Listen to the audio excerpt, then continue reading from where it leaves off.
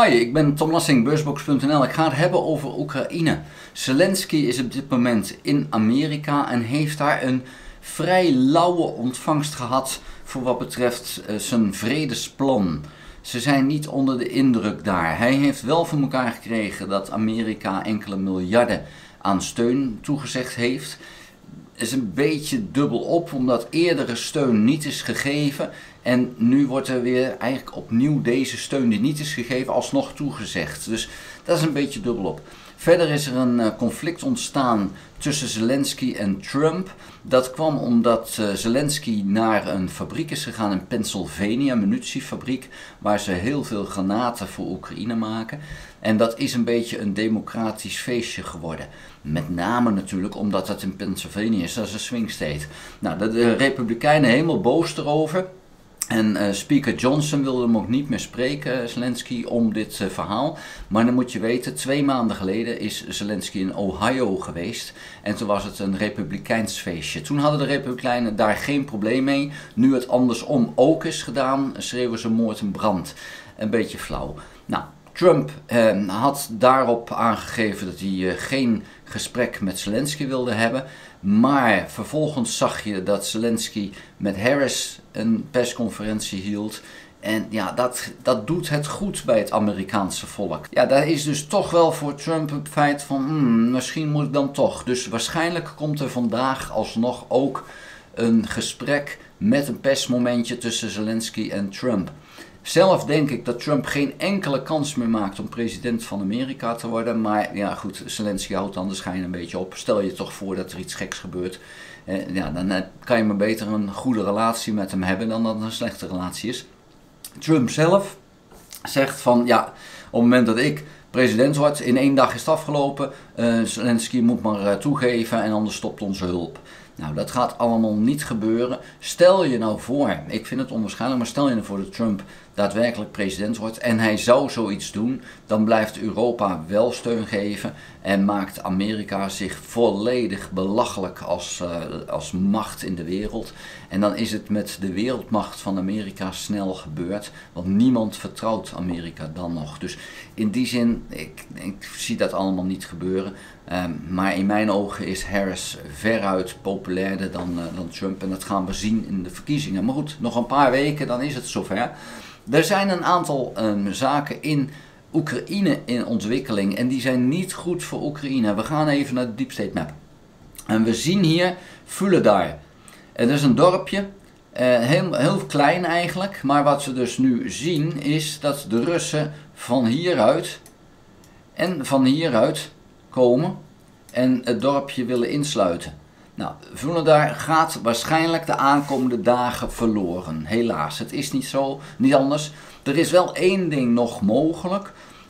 Een brigade die in Koersk was ingezet, een hele goede ingewerkte brigade, is daar weggehaald. En we weten nog niet waar die naartoe is gehaald. Dus die zal ongetwijfeld ergens anders worden ingezet, maar onduidelijk is nog waar.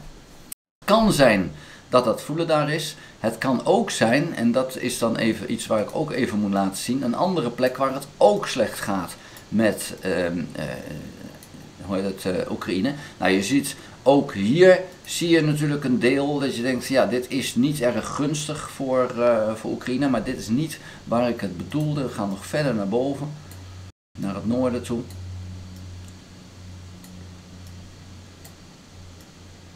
Even zoeken waar het ook weer is. Ik heb hem wat klein staan op dit moment, dus dat maakt het even lastig.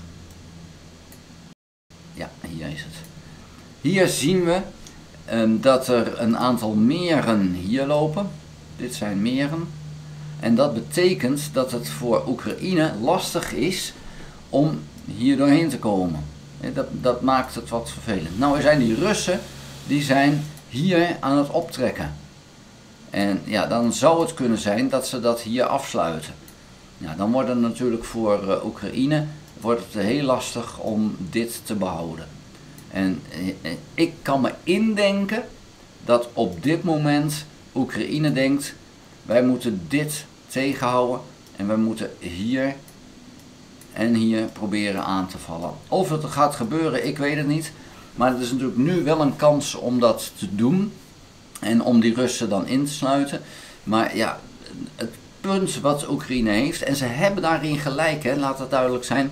Ze willen geen brigades verliezen. Ze willen niet het risico lopen dat ze hun beste brigades gewoon kwijtraken. Want hoe krijg je dan zoiets weer terug? Oekraïne heeft echt wel een probleem met ingewerkte soldaten en ook brigades die volledig uitgerust zijn. Ze hebben nog wel genoeg soldaten. Er zijn 10 brigades die klaarstaan met soldaten, maar ze hebben geen materieel.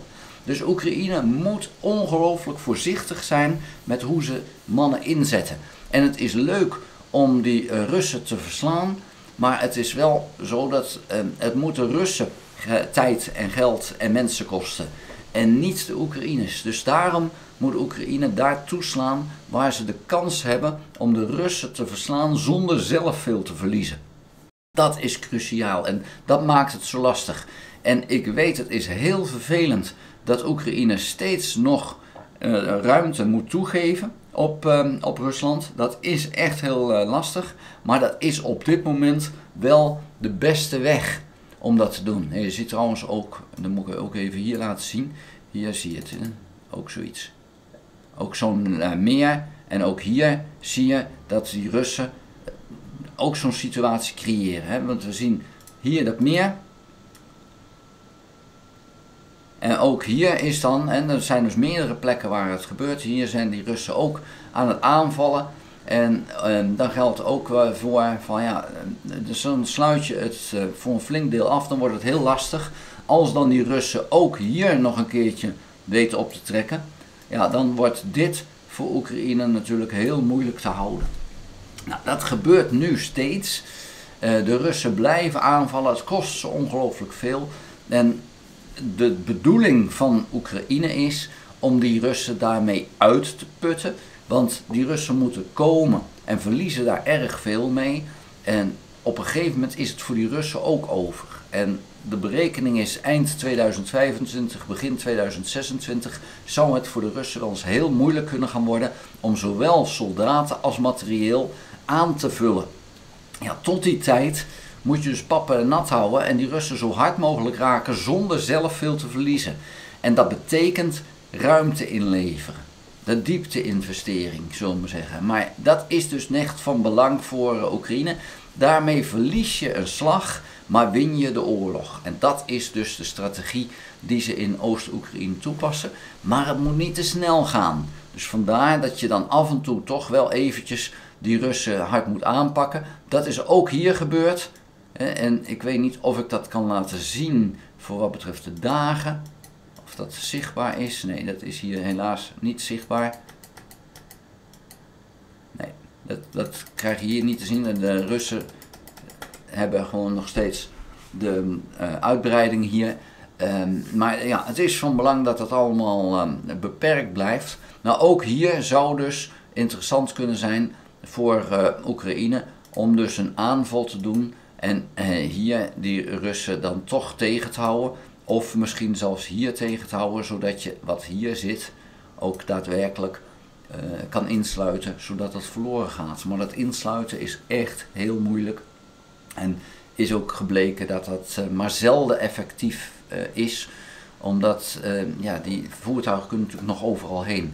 De regen moet komen. Dat is voor Oekraïne heel erg belangrijk.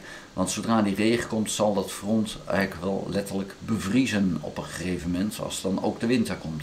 Daar wil ik het voor nu bij laten. Vond je de video interessant? Geef een duim. Heb je nog geen abonnement op dit kanaal? Abonneer je dan. Druk dan ook op het belletje, dan krijg je notificaties als ik een volgende video gemaakt heb. Ga ook naar www.beursbox.nl en schrijf daarin op de gratis nieuwsbrief. Dank voor het kijken. Houdoe!